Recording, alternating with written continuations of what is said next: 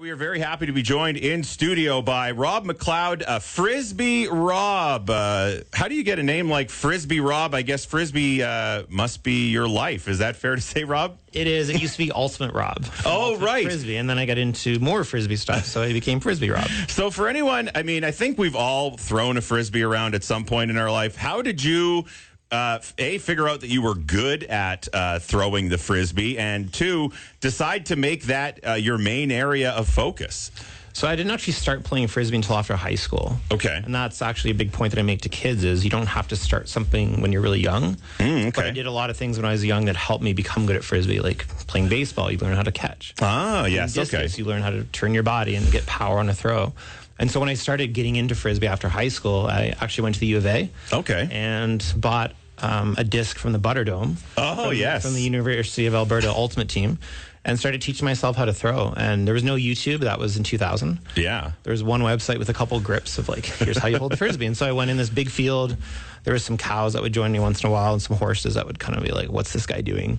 And I just really fell in love with the flight of the disc. And that's really what brings me back is there's a famous quote by Stancil Johnson about how Frisbee combines our greatest tool, which is our hand, with our greatest dream, which is to fly. And so when I throw the Frisbee, I'm literally making it fly. Different than a ball. Balls fall, Frisbees fly.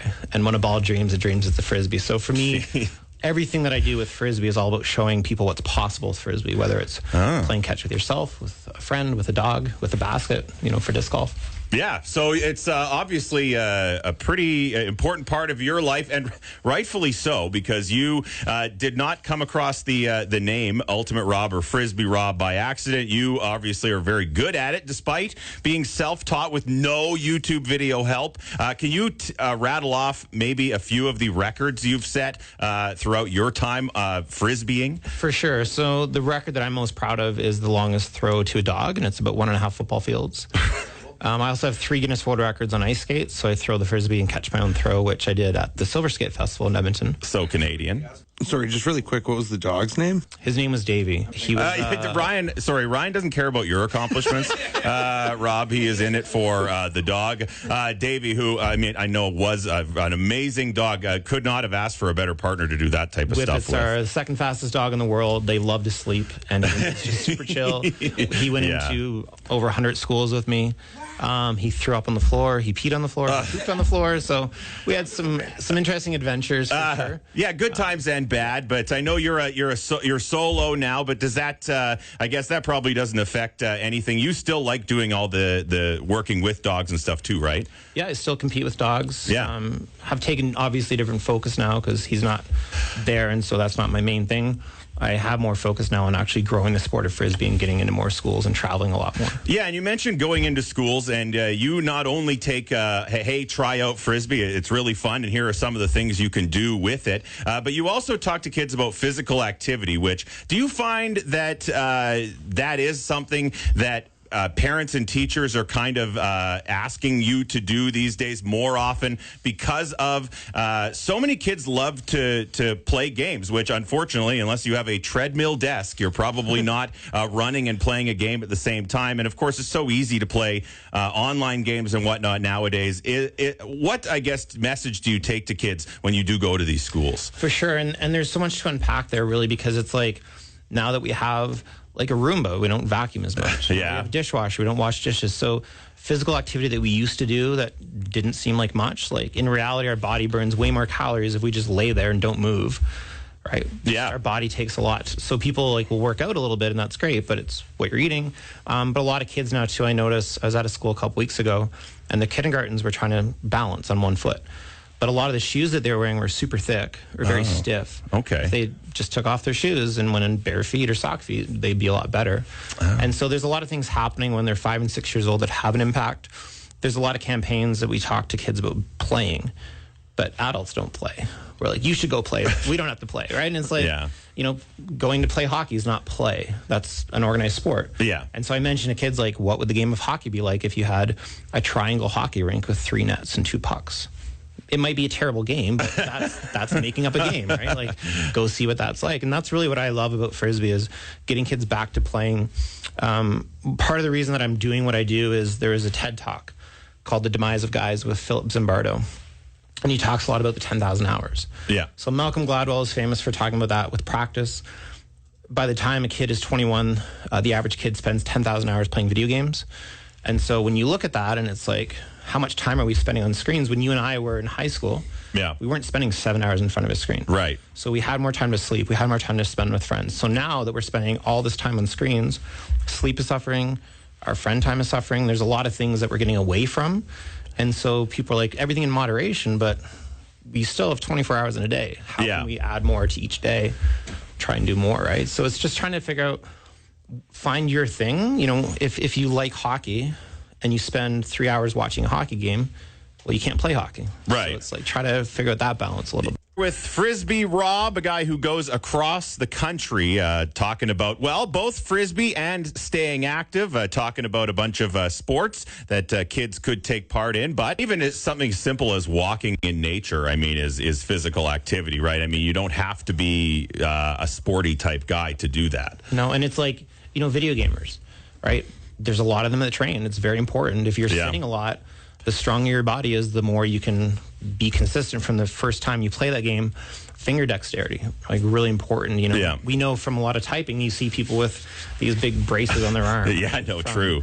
Carpal tunnel syndrome, right? So, you know, if you're playing 10 hours a day on a video game, what are you doing with your body to counteract that? So well, and it's funny too because we're in a unique situation because we have a friend of the show, Parker Thompson, who's a race car driver, and you think of like being a race car driver is he'll tell you basically sit there and let your body rattle while you like engage your core for however many hours, but you're not doing anything. But still, that kid trains harder than anybody I know, so he can stay in peak physical condition for the mental, I guess, side of it as well.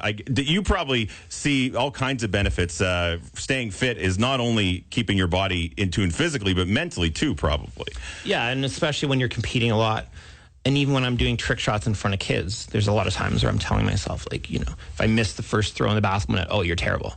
You're not good at this. You're a failure. Why are you doing this? Yeah. Right? And so it's working through those moments of not feeling good enough and being like, it's okay if we're not good enough all the time. We can't always succeed. Yeah. And so there's a lot of lessons, like, you know, we've talked about this before online about, you know, video games and the benefits that come from it. But the really big part that's coming from it is the amount of dopamine that we're getting hit with. Yeah. That's just not video games. That's Netflix and YouTube. So it's this feel-good drug that we watch one episode and then we watch another episode and we watch another episode. And all of a sudden we're 8 hours in. Like, I got to extract myself from this. What can I go do? Yeah. And we do get dopamine from other activities. It's just a lot slower. And it actually is rewiring kids' brains. And it's not having a good impact on our brains either, but in theory, we're fully developed brains. Well, so honestly, you hear about the dangers of drugs on developing brains, and certainly anything that happens too much to a developing brain, probably not good. And if you think about it, what does every game maker, product maker want is for the customers to come back again and again. So they want to make their product as addicting as possible. But I suppose it's up to parents and the guides, because kids really, it's tough for them to break away from these things, but parents certainly can help, right? And kids model. I just had a really good chat with a mother of 2 girls on Friday actually about this, and they model what she does. And so if she's wearing really bright colored clothes, they might want to wear bright colored clothes. If she's on her phone all the time, they probably will go on their phone a lot of the time too. So it's really about setting those examples. And I talk to kids about this all the time, and just 3 simple tricks or 3 simple tips to get away from screens, or at least to set limits. You know, we always talk about no texting and driving, but no screens in the bedroom, no screens at the dinner table, and no screens an hour before bed. And just some simple things. So like before you go to bed or get ready for bed, put your phone somewhere else. Yeah. In your bedroom, there's no phones. You're not going to be disturbed. Yeah. You know, if you need an alarm clock, get a $10 alarm clock, and then you learn to wake up. Or a lot of kids, their parents wake them up still. But yeah, I think like it's being a bit more mindful and knowing, you know, ultimately what do I want to do today? And if that screen is causing you to take away from that, like if you have a meeting at 6 o'clock and it's 4 o'clock, you're like, well, I have 2 hours. Perfect. Got to get all this stuff done. If it's 5:30 and you just watched a whole bunch of YouTube videos, now you're going to be like rushing. I actually can't meet you at 6 o'clock. I have way too many things to do. I'm busy. right? I think we've Happens to all of us. We're not fallen perfect, into right? a YouTube Exactly. rabbit hole before. Yeah, well, yeah, and like you said, moderation is key. And I know that when you go to schools, you preach that, and you also make it pretty easy for kids to pay attention. Because I've seen a few of your trick shots. You get a gym full of kids, and you're doing full court Frisbee trick shots into a net, and you hit it first try. I would say, from what I've seen, I mean, I'm sure you don't post really, although you do post. You're very transparent. You post even when you don't hit it on the first try. But I'd say, like, you hit it, like, almost half the time. On the first try? Yeah. I'd say like 10%. No, come on. You hit it almost 50% of the time. You're allowed to I have missed the best one ever was about 750 kids and made it on the first try. That was before feeling. I was filming. So. Oh, good. Yeah. No, well, if you want to check it out, you can check out. How do they find you on social media? Frisbee Rob. Frisbee Rob is just that easy. I know you're trying to get into some Red Deer schools, and we hope that you do, because it's a good discussion to be having. You brought some Frisbees as well, so make sure you check out our social media at 1067 The Drive. We're going to tap Rob for some Frisbee trickery around the office. So we appreciate you coming in. Frisbee Rob, thank you so much, man, for being our guest this morning. We appreciate it. Oh, thanks for having me, guys.